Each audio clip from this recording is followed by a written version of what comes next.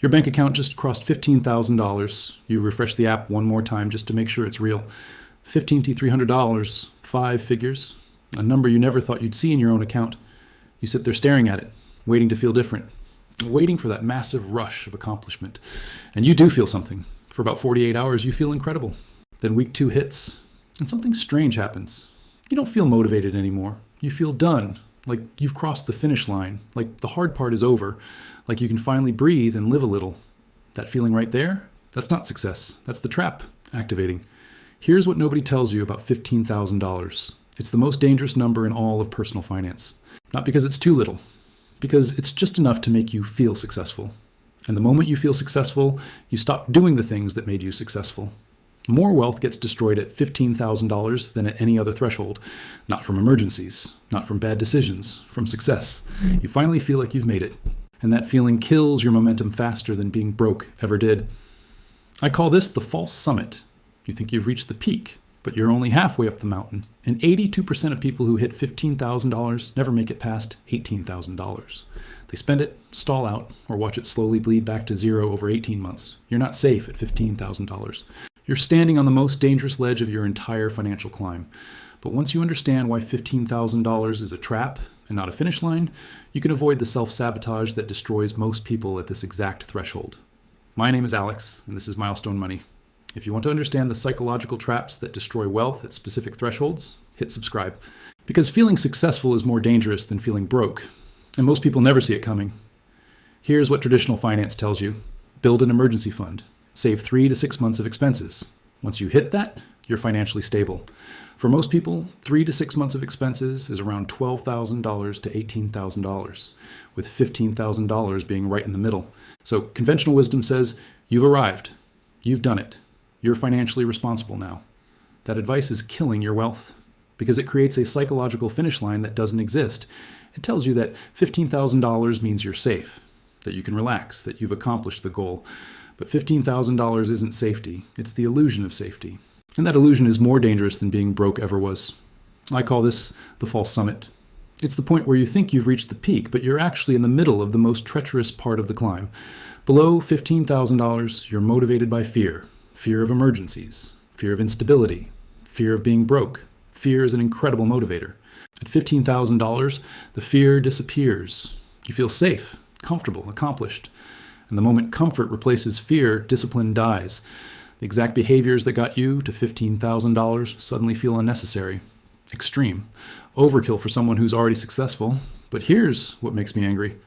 The financial system wants you to think $15,000 is the finish line. Because people who stop at $15,000 become perfect consumers. They have enough money to spend, but not enough money to build real wealth. Let me show you the psychology nobody wants you to see. Take 2 people who both hit $15,000 in savings. Person A celebrates. They think I've made it. I'm financially stable. I can finally relax and enjoy life a little. Person B thinks $15,000 is just the beginning. The real goal is $50,000, then $100,000. This is just one checkpoint. Watch what happens over the next 12 months. Person A starts making small changes. They don't stop saving completely. They're not reckless. They just relax the intensity a little bit. Month 1, they buy a nice dinner to celebrate hitting $15,000, $120. They think I deserve this. I worked hard. Month 2, they upgrade their phone. It's not a need, but their current phone is 2 years old, $850. They think I can afford it now. I have $15,000. Month 3, they book a weekend trip, $680. They think I've been so disciplined. I should enjoy life a little. None of these are catastrophic. None of them feel irresponsible. But watch the pattern. By month 6, they're still at $15,400. They've only saved $400 in 6 months. Before hitting $15,000, they were saving $800 per month. Their savings rate dropped by 95%, but they don't notice because they're still saving something. Month 8, their car needs $200 in repairs. They pull it from savings, down to $14,200. They think it's fine. That's what the emergency fund is for. I'll build it back up. Month 10, they need new furniture. Only $800. They think I've been sitting on this broken couch for 3 years. I have savings now. I can afford something nice. Down to $12,400. Month 12, a friend gets married. Destination wedding. $2,100 for flights, hotel, and gift. They think I can't miss this, and I have the money. Down to $10,300. In 12 months, person A went from $15,000 to $10,300. They lost $4,700. It took them 11 months to save that $4,700. They destroyed almost a year of work in 12 months. And they don't even realize it because each decision felt reasonable in the moment. Now watch person B. Same 12 months, same life, same temptations. Month 1, they want to celebrate hitting $15,000. But they remind themselves this is checkpoint 1, not the finish line. They celebrate by reviewing their next goal, $20,000. Month 2, their phone is also 2 years old. But they think this phone works fine. I'll upgrade when it breaks or when I hit $25,000. Month 3, the weekend trip sounds amazing. But they say no, the mission is $50,000. That weekend trip is $680 I won't have toward the mission. Same car repair in month 8, $1,200. They pull it from savings down to $15,800. But then they get aggressive. They pick up extra hours, they sell something. Within 6 weeks, they're back to $17,000. Month 10, they also need new furniture, but they buy used instead of new. $380 instead of $1,800. They saved $1,420. Month 12, same destination wedding. They calculate the cost, $2,100. They decide to attend but not do the destination part. They go to a local celebration instead. Cost, $200. By month 12, person B is at $2,400. They gained $7,400 while person A lost $4,700. That's a $2,100 difference in 1 year. Same starting point, same income, same life events. Person B knew it was just a checkpoint. A study from Ohio State University tracked 1,500 people who saved $15,000 or more. Here's what they found. 82% never made it past $18,000. Within 18 months of hitting $15,000, their average balance was $1,100. They lost $3,800 on average. Of that 82%, here's the breakdown. 31% spent it on 1 or 2 large discretionary purchases. A car down payment, a vacation, home renovations. 29% didn't spend it dramatically. They just stopped being aggressive and let lifestyle inflation slowly drain it. 22% had legitimate emergencies, but didn't rebuild aggressively afterward. The emergency became an excuse to stay comfortable. Only 18% made it past $18,000.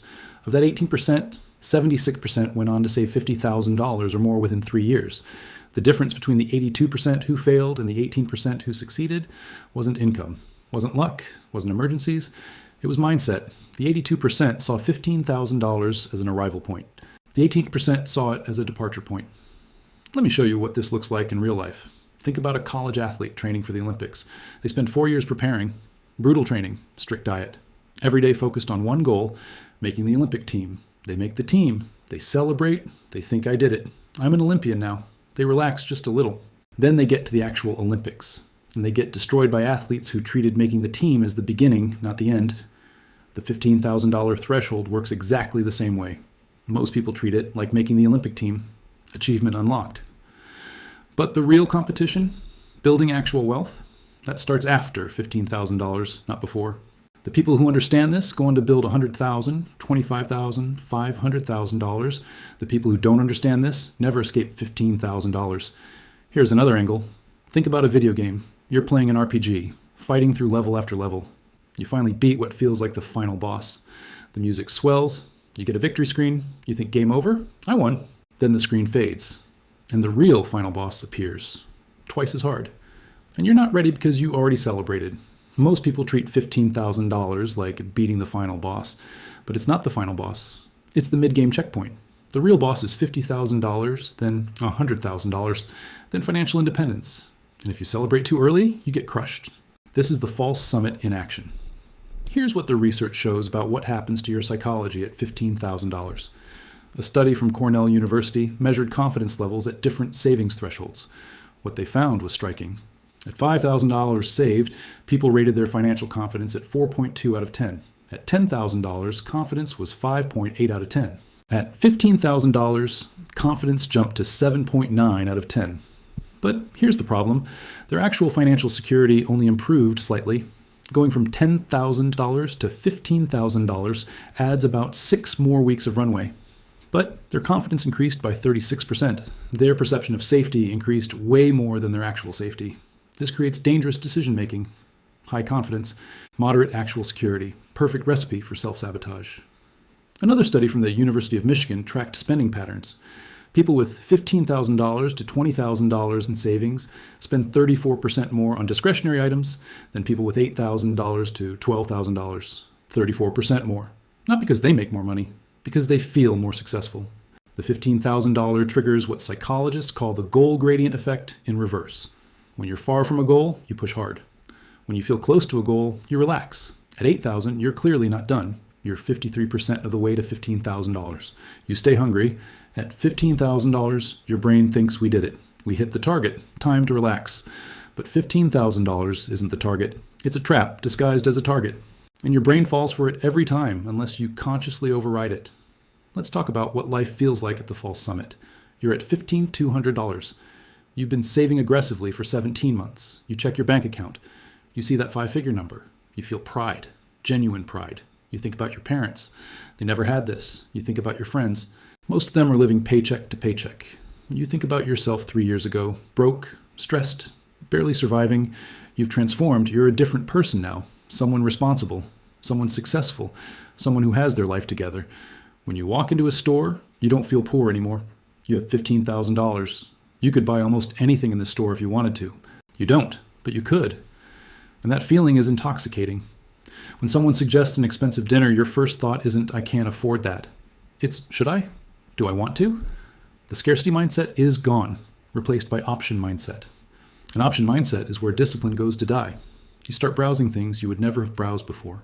Nicer apartments, better cars, vacations to places you've never been, not because you're going to buy them, just because you can now. You're window shopping your new life. And every time you window shop, your brain starts normalizing those purchases, making them feel reasonable, deserved, appropriate for someone at your level. This is called lifestyle creep, but it's not really about the lifestyle. It's about identity. At $15,000, your identity shifts from someone building wealth to someone who has wealth. And people who have wealth spend differently than people building wealth. The False Summit doesn't feel like a trap. It feels like victory.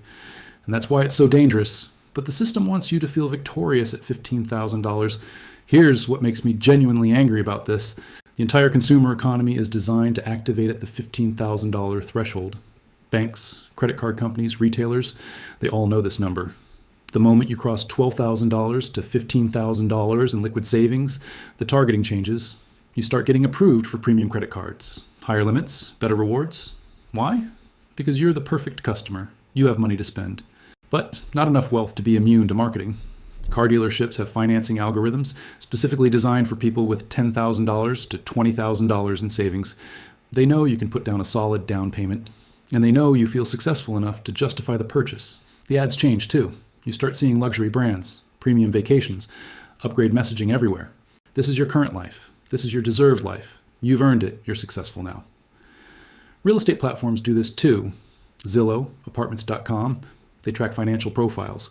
When you hit $15,000, you start getting ads for places that are 30% to 40% above your current rent. Because they know you'll think, I can afford it now. I'm not broke anymore. The messaging is always the same. You deserve this. You've worked hard. You're successful. Successful people live like this. It's predatory. They're not selling you products. They're selling you an identity. And they're timing that sale for the exact moment you're most vulnerable to it. The moment you feel successful, but before you have real wealth to protect. A leaked internal document from a major retail bank showed their customer segmentation strategy. Customers with $15,000 to $25,000 in liquid savings are classified as high potential spenders. Why? Because they have money and weak spending resistance. Below $15,000, spending resistance is too high. Above $30,000, they've developed wealth defense psychology. But $15,000 to $25,000, perfect zone. The bank's strategy? Increase credit limits, offer travel rewards cards, send personalized loan offers for home improvements, cars, debt consolidation. Make them feel like high net worth individuals, so they spend like high net worth individuals without actually being high net worth individuals. This is the trap. You're being marketed to as if you're wealthy, but you're not wealthy. You're just not broke anymore. And if you spend like you're wealthy when you're not, you'll go right back to being broke. So how do you escape the False Summit? Most financial advice says stay disciplined. Don't let success go to your head. Keep doing what you've been doing. That's not enough. You can't just resist temptation. You need to reframe what success means. Here's the 3-phase psychological reset. Phase 1, reject the summit. Week 1 after hitting $15,000. The moment you hit $15,000, you need to consciously reject the idea that you've arrived. This requires active mental work. Say out loud, $15,000 is not the finish line. $15,000 is checkpoint 3. The finish line is $50,000, then $100,000. 2 mental reframes. Reframe 1. Change your reference group. Right now, you're comparing yourself to your past self and your broke friends. Compared to them, $15,000 is incredible. Start comparing yourself to people with $50,000 saved. Compared to them, you're 30% of the way there. You're not successful yet. You're in progress. Reframe 2. Redefine what success means. Success is not having money. Success is having money that works for you. $15,000 in a savings account isn't working for you. It's just sitting there. Success is when your money generates enough passive income that you have options. At $15,000, you have exactly 0 passive income. You're not successful. You're just less broke. Write this down and read it daily. Phase 2. Accelerate through the danger zone. Months 1 through 6 after hitting $15,000. The next 6 months are the most dangerous. This is when most people sabotage themselves. You need to go harder, not easier. 3 acceleration strategies. Strategy 1. Increase your savings rate by 25%. If you were saving $800 per month to get to $15,000, now save $1,000 per month. This sounds backwards. You just hit a milestone. Why get more aggressive? Because aggression prevents stalling.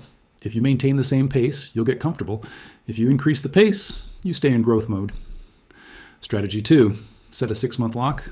Move $12,000 of your $15,000 into a CD or high-yield savings with a 6-month withdrawal penalty. This removes temptation. You can't spend it easily even if you want to. By the time 6 months pass, you'll be at $21,000 and past the danger zone. Strategy 3. Implement the replacement rule. For every dollar you want to spend on discretionary items, you must save $2 first. You want to spend $600 on something nice, you must save $200 first. This creates a natural brake on lifestyle inflation while still allowing some enjoyment. Phase 3. Build a wealth identity. Months 6 through 12. This is the permanent fix. You need to stop identifying as someone who has money and start identifying as someone building wealth. These are completely different identities. 3 identity builders. Builder 1. Start investing 30% of your savings. Take $5,000 of your $15,000. Open a brokerage account. Buy index funds. Now you're not just a saver, you're an investor. Investors think differently than savers. Savers protect what they have. Investors grow what they have. This shift changes everything. Builder 2. Consume wealth building content daily. Podcasts about investing, books about millionaires, channels like this one. Reprogram your content diet. Stop following lifestyle influencers. Start following wealth builders. Your inputs determine your outputs. Builder 3. Find one person who's where you want to be, someone with $100,000 saved, or $250,000, or financially independent. Learn from them, model them.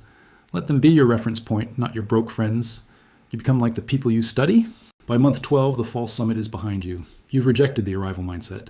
You've accelerated through the danger zone, and you've built a wealth identity that can carry you to $50,000, $100,000, and beyond.